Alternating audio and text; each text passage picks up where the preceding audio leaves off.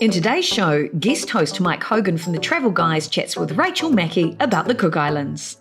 The Smarter Mortgage lady Rachel Thompson shares tips for first home buyers. We take a second look at luxurious staycation spot the Doubletree by Hilton in Karaka. And finally, Real Housewife of Auckland Anne Batley Burton shares another champagne etiquette tip. Planning your next post-COVID vacation?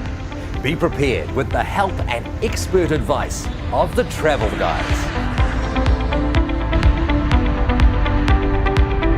Hello and welcome to the Travel Guys. I'm Mike Hogan, and today our guest is Rachel Mackey, Marketing Manager for Cook Islands Tourism. Welcome, Rach. Thanks, Mike. It's great to be here. It's great to have you here. Now, we're going to talk Cook Islands and Rarotonga. I say that jokingly because I've actually had people say to me, I've been to Rarotonga, but I've never been to the Cooks. Do you get that sort of feeling? We get that a lot. Yeah. The Cook Islands is actually made up of 15 islands. 15? I did not know that. They are spread across the Northern Group and Southern Group. Yeah. And the most visited is the island of Rarotonga, followed by Aitutaki and Attu. Attu. Just like a sneeze. A mystical little place, Attu, isn't it? It's amazing. Yeah, we'll really lovely. But Rarotonga, of course, is the main island. It's where the main township and where all the flights land. But speaking of flights, how's the access these days post-COVID? The flight services are back up and running, yes? So we're really lucky. We maintained the services of Air New Zealand right through COVID. They are now back flying almost daily out of Auckland, and sometimes they have 2 or 3 flights a day. Oh, really? Yeah, so that's really good for us. Their flights also connect with their domestic network throughout New Zealand as well. So it's not just about the travellers from Auckland. We can obviously accommodate people throughout New Zealand on those Air New Zealand flights. And we also have Jetstar now flying as well. So they returned to the market on the 2nd of June this year, and they are offering 3 flights per week currently from Auckland to Rarotonga. That's fantastic. I honestly didn't realise that the access was so great. And did I read something recently that either a service that has started or is starting going to Tahiti as well, linking to Tahiti? That's correct. So we have a service from Rarotonga to Tahiti, and that is allowing travellers from the Northern Hemisphere to get to Rarotonga by going via Tahiti instead of having to come all the way to New Zealand and then backtrack to the Cook Islands. Great. I mean, I remember reading years ago about New Zealand's fabled coral route where they're playing with meander from one side of the Pacific to the other. Yes. And they used to land in Aitutaki. I remember the old seaplanes did. Yes. They did. And when you visit Aitutaki, you can go and see where that old coral route is. Wow. I've actually read some great stories about it. We've talked about access. Requirements now post-COVID, that dreaded C word. Yep. So we are following the rest of the world with regards to reducing the amount of requirements to enter the Cook Islands. So currently you just need to be fully vaccinated, which is your 2 shots. You do not need the booster shot to be considered fully vaccinated. And that only applies to those that are aged 16 and over. So children that are under 16 do not need to be vaccinated to enter the Cook Islands. That requirement is currently under review, and so we are hoping for an update on that from the Cook Islands government, hopefully in the coming months, and that whole requirement may be dropped. Cool. Well, fingers crossed on that one. Fingers crossed. We just want to be one of the easiest destinations for Kiwis to travel to. You always have been. Yes. Yeah. Keep it up. We'll keep that up. Okay. I would imagine COVID, stating the obvious, must have had a heck of an effect on the island itself, the accommodation, because it's so reliant on tourism. How are they rebounding now? How have they coped, I should say, over the last 2 years? So it was certainly very, very tough. A lot of the resorts were offering great deals to the locals that were obviously still on the island. We had staycation deals for everybody, so it was like a holiday at home for them. Now that the island is back open, we are welcoming a flood of visitors, which is fantastic, really helping to rebuild the economy. We were super lucky in the fact that we didn't lose any accommodation operators permanently due to COVID. Wow, that's huge. That is huge. Yeah. So all of the favourites that you knew and loved from previous COVID times, those are all still available for booking. Okay. And all of the restaurants and activity operators are still open as well. Trader Jack's is still going? Trader Jack's is still going, Mike. Yes, your favourite. Yep. I might have had the odd beer or 2 there over the years, just 1 or 2. So not only are the old favourites there with regards to restaurants and cafes, we've got a couple of new ones that have opened over the COVID period as well. So we now have, I think, either close to or over 100 restaurants, bars and cafes cafes that people can visit in Rarotonga. Yeah, that's what was made, or I felt it made the cooks of Rarotonga. I can't say the word unique, but very special in that you've got to have such a range of accommodation and a range of eateries and things to do. And I've often talked to people about the fact that Rarotonga, albeit being 32 k's around, I got that right now, didn't I? You did. It's good. Being 32 k's around is really it's almost, you can be talked about as a resort in itself. That's correct. We often do refer to Rarotonga as one big resort. Yeah. You have the freedom to get out and about, experience all the different restaurants, bars and cafes. You're not resort bound, meaning that you're not subject to resort pricing as well, which is really good. So let's talk about Rarotonga. 32 k's around. There's a really good road that goes around the island, and the left is one way and right's the other way for the bus service. Yeah, so we have 2 buses. One goes clockwise and one goes anti-clockwise. So we say that you can't take the wrong bus, you just take the scenic route instead of going the wrong way. Yes, so if you want to go to there, you could go right round to get there. You could go right round, enjoy all the sights, and then still arrive at your destination. Albeit a little bit late. A little bit late, but you'll get there. That's very cool. And the township of Avarua, how big is it? How many people? So the whole island of Rarotonga's population is, I think, around about 14,000. That may have changed slightly over COVID. But so as you can see, the whole island is small and it's not heavily populated. No. You'll always be able to get a car park in town and get a seat at your favourite restaurant. Over the peak periods, we recommend that you do book in advance just to make sure. Okay, I might ask you about your favourite restaurant if you're allowed to have favourites, so you might have to be a bit delicate with that one. But getting around, we mentioned the buses, you mentioned driving. So getting around as a tourist? Getting around is super easy. When you arrive at the airport, you can pre-book a transfer to take you to your resort. You can pick up a rental car and there are taxis available as well. So once you've arrived, it's super easy to get to your accommodation. And of course, with the island being so small, nowhere's more than 30 minutes away, unless you've gone the wrong way, of course. Scooters, they used to have lots of scooters on the island. Yes, so that's still definitely a real highlight. You do need to have a motorcycle licence in New Zealand, so as you can hire a scooter in the Cook Islands, or you can sit a theory and practical test whilst you're in Rarotonga, and that will give you a visitor's licence, so you can drive a scooter whilst you're there. Okay. Which I think it's really important to stress that, but also I've mentioned to people, you've got to be a little bit careful. You've got to take... Yes, you're on a scooter, and if you fall off a scooter, you can hurt yourself. So very much... We call it a Raro tattoo. If you've fallen off your scooter, you can see the grazes. People still need to realise that they are on the road. Yes, they're on holiday, but they need to be super careful. Our roads are not like New Zealand roads. We have a few hidden hazards, such as chickens running out on the road that you need to dodge. But generally, so long as you're safe and obviously you definitely wear your helmet, then it's a great way to get around. Well, Rach, thanks so much for coming on. It's been a real pleasure having you on board. For people who wanted to find out more information about the cooks, where would you direct them? Visit our website, which is cookislands.travel, or go to your local travel professional. Great. Thanks again, Rach. You're welcome.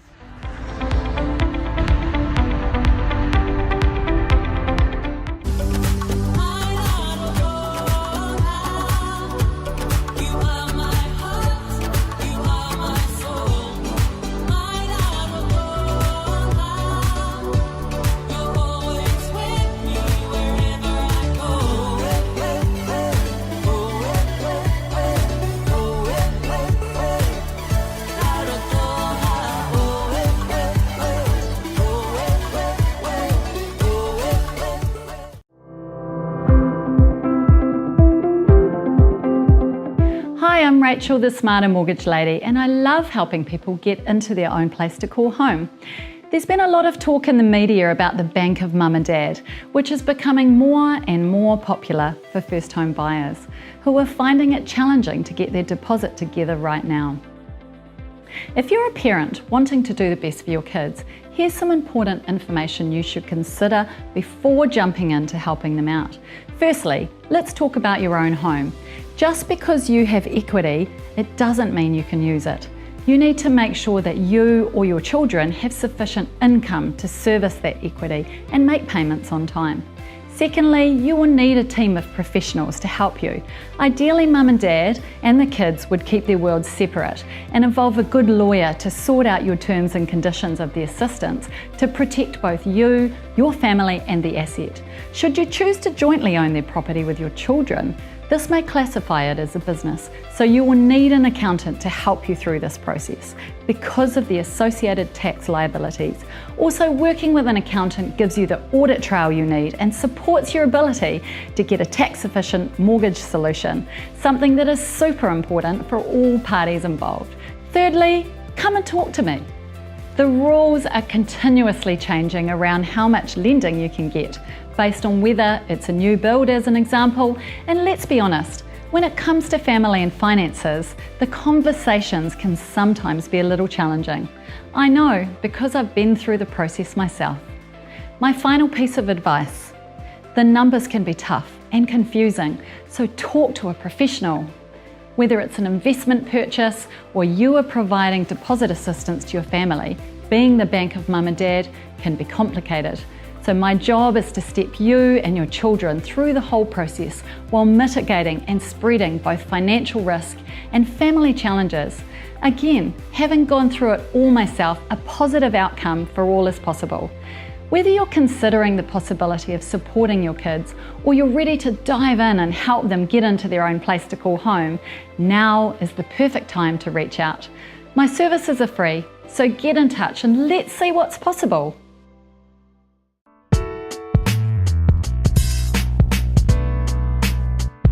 Well, hi, it's Monique here, and here's part 2 of my staycation at the Doubletree by Hilton.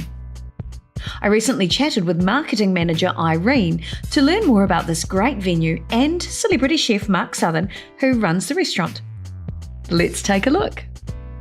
So I've worked in a few hotels in the Pacific, Fiji, Samoa, and my first New Zealand property. What I love about it is that it's different from the usual beach hotel that I'm used to, because both in Samoa and Fiji, the hotels I've worked to are on the beach with the nice, blue skies, and that's a different kind of beauty. But the beauty that I found here and having experience staying in the city hotels is that, yes, we're in Auckland, but we're 35 minutes away from the CDB, and it just feels like you're transported to a different world because we're on the New Zealand Bloodstock grounds. The sales center is just next door, and the grounds is just beautiful, I think, and I feel. So the team's great.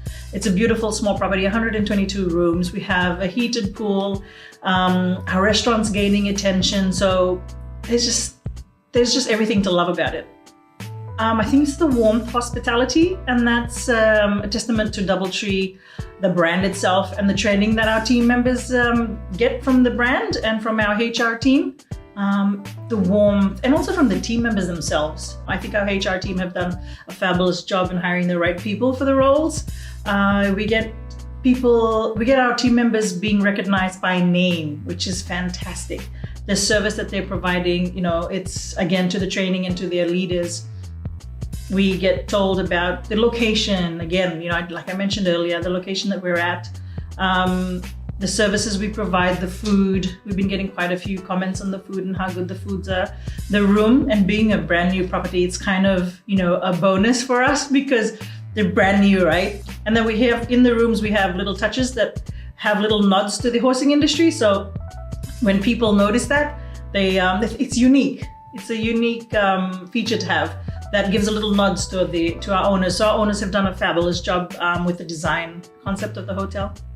The carpets, you'll see they're like the blankets that you throw over the horses. Yeah, so the walls, you've got some that are pivoted. I hope I'm saying that right. And harrow lines. So harrow lines are when they rake the race course. And you see that look like harrow lines in the bathroom. So those are little nods as well to the horsing industry. We have pictures of the horses in every room. Our signs, a little, the horse saddles, and our conference centers. If you go into our conference center, you'll see that the ceiling lights are shapes of hats. So again, just little nods here and there. Karaka is a really cool rural area that's developing, and it's just outside, 35 minutes away from the CDB. And just look around you, you'll see, we're in the middle of, pine trees and beautiful forests. We have Clevedon markets. They operate on Sundays, which is awesome. I've taken my child there and it's just beautiful. You just get out and have a little picnic. There's also the beach, which is another 20 minutes from there. And then there's some natural waterfalls that we can go for walks in. You have Spookers down the road, and it's very close to just jetting across to the museum, to go to the zoo, and to Rainbow's End. So I mean, it's a nice little hub, and you can go and do all the stuff in the city, and then come back in the afternoon and have a swim in the pool and just sit back and relax, like you're actually on a proper vacation. Well, you're gonna meet Mark tonight, and Mark will be able to elaborate more on it, but he's come up with a fabulous concept of connecting with the local farmers around us to be able to bring farm to plate sort of concept with fresh ingredients, New Zealand ingredients. And he has really created a beautiful menu, and I'll let him talk to it. But one thing I did want to mention while I'm here is that on property we do have our own little bees that produce the honeys that we serve to our guests. So, you know, we're trying to keep everything local. We're trying to keep it very sustainable. So, yeah, I mean, you're gonna try it tonight, and I hope you enjoy it, and let me know what you think.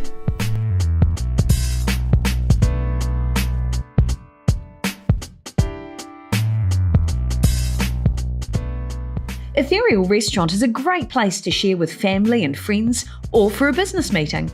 Dotted with nods to the racing industry, including featuring an actual winning Melbourne Cup, they even have their own gin named after winning horse Ethereal.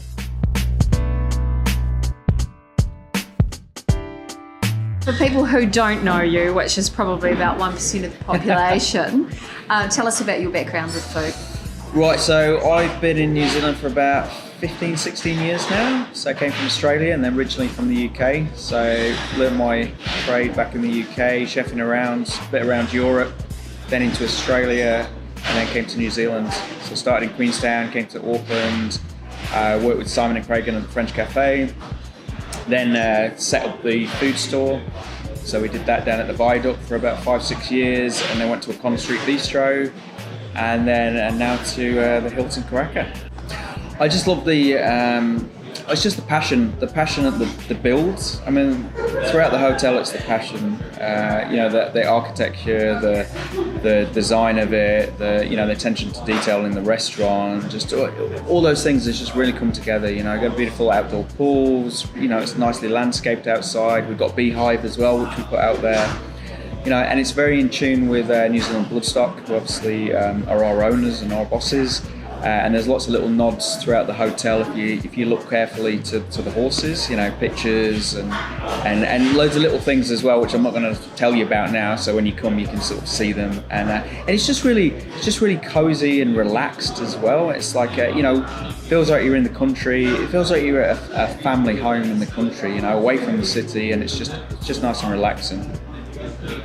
Right, so we've got beautiful menu, and because we're out of the city, we're in the country, we really focus on those sort of artisan producers. So there's a lot of producers around here. We're in South Auckland, stone's throw away from the hotel, which we really showcase on the menu. Cleveland's just around the corner, just over the bridge just beyond Papakura. Oysters, beautiful oysters there. Cleveland buffalo. I've had a relationship with them for ages, and I've used them in all the restaurants since they've been operating. But they've got the herd in Cleveland, and they actually produce it just across the bridge. They're literally a minute drive from here, where they make all the cheeses and the yogurts and the milks. So it's a great connection there. And we're in prime growing country. Like, if you ask people from Pukekohe as well about the soil here, it's like best in the world. We get all our potatoes from here, all our vegetables, and it's really good. And we like to showcase that as well. Pocono bacon. So I live in Pocono, which is 15 minutes down the road. Great bacon, great ice creams, great black pudding. So they feature quite heavily on the menu through breakfast, through the dinner menu as well, like the black pudding. So it's really good as well. We've got a beehive, as I said before. We have the bees around here. We get the honey. We put that into the menu as well. So it's exciting. It's got to be from the ingredient. So find a new ingredient or a really good ingredient, and you create a dish around that. It's as simple as that. I mean, you can only make really good food with, you've got to start with good ingredients. You can't polish a turd. well, truffle oil you can, as some of our friends say. You know, you can polish a turd with truffle oil, but other than that, it's you know, it's like the meat here. You know, we start with a really good quality meat, and then we showcase it. You know, so I wanted to do a menu. I still wanted to do that a la carte and bring those ingredients in and have that bit of creativity. But then I also wanted to just have a, you know, just somewhere to go and have a really good steak. You know, because that's really hard to find these days. You know, just something simple, good meat, cooked well. You know, and nice sauces. But I didn't want it to be a steakhouse. So we got the best of both worlds. So we got those two menus running, and we got some fantastic meat. So I'll show you that a bit later. And you know, all New Zealand meats, but grass-fed, grain-fed, different breeds. You know, so customers can sort of, like, you know, educate themselves about it, and they can taste it. You know, they can taste the differences. You know, we've got New Zealand grass-fed Wagyu, which is really nice as well. You get a nice richness there, or grain-fed Scotch as well. We've got on.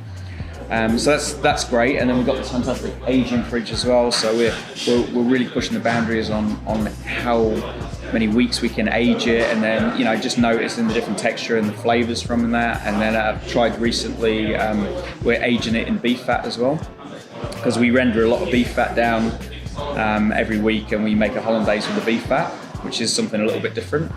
That's not good if you're watching your waist, but it's very tasty. And so I've got two different cuts of meat there, like actually encased in hard beef fat as well. So that's slowly aging. So, you know, we're going to keep trying that and seeing how, you know, what the optimum aging sort of time is, you know, to see how it changes the flavour.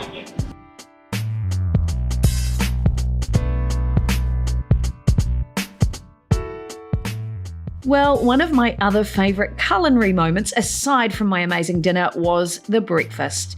With a great selection of continental and cooked items, it was the perfect way to end my staycation.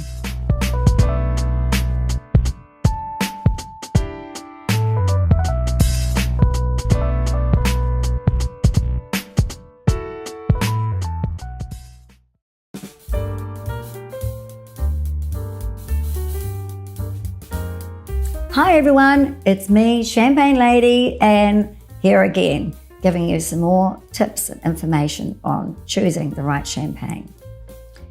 Very important to recognise that not all champagnes are created equally. There are lots of reasons why one champagne is better than another. For example, we have different levels of grapes. We have the Grand Cru, we have the Premier Cru, and we have the Village basic levels of grapes. And that depends on their position, whether it's higher on the slopes, whether it's facing the sun, whether it's on the flat, whatever it happens to be. It also depends on the pressing. There's a number of squeezes of the grape. Obviously, the first squeeze of the grape is going to be the best, because that is going to give you the finest, the most delicate, the juice that is going to go on to make the champagne. It's going to be the finest quality. Then we have to determine whether or not it's aged for a certain period of time. How long is it being aged before disgorgement? The minimum period of time for a champagne to be in the bottle before disgorgement is 15 months for it to be called champagne. So if it pops out at 12 months, it's not champagne, regardless of the fact it's in the Champagne region. So 15 months for the basics. Now, as for an example, my Champagne Jacquard, even for the Brut Mosaic, it's aged 3 to 4 years before disgorgement. You can imagine the extra complexity that is developed in that champagne.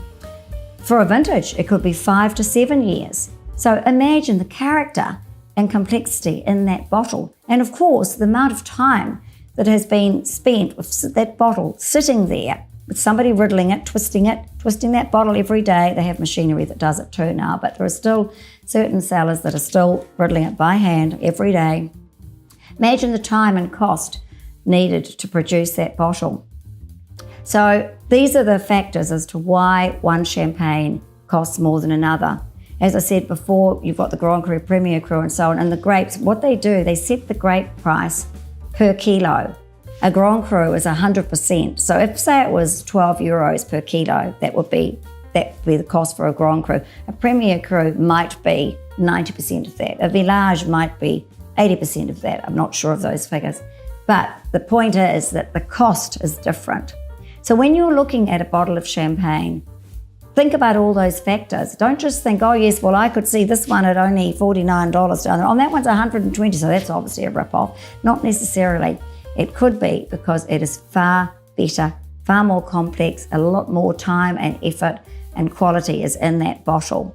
And don't forget, of course, when there's a vintage, every few years they decide that it's going to be a vintage because it's a particularly good year and it is the grapes from only that year. Now obviously, that champagne is going to be a lot more expensive and it's going to last a lot longer as well. You can keep a really good quality vintage champagne up to 10 years and still have its wonderful effervescence and finesse. Whereas if you had they always say, the best time to drink a non-vintage bottle of champagne is the moment you get it. Because as a consumer, you have no idea how long it's been sitting on the shelf in that shop. You have no idea how long the distributor, the importer, has had it sitting in their warehouse. You don't know when it was disgorged. Could have been sitting there for 10 years for all you know. And it doesn't develop and improve over time. So the moment you get that bottle of champagne given to you, that non-vintage bottle, I suggest you drink it right now. And as always, please drink responsibly. Cheers.